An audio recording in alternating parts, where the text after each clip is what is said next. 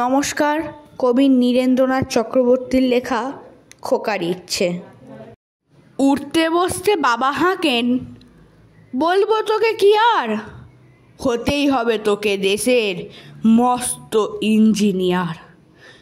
মা তাই শুনে কন, খোকা তুই আমার কথা রাখ, ডাক্তারিতে হয় যেন তোর দেশ জোড়া নামডা।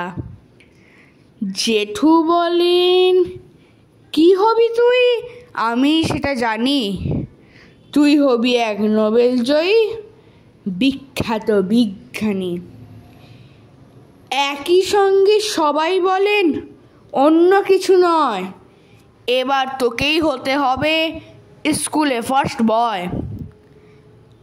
আমার ইচ্ছে ঘুড়ি ওড়াই, লাট্টু ঘোরাই আর ক্রিকেট খেলি, সাঁতরে করি মস্ত দিঘি পার।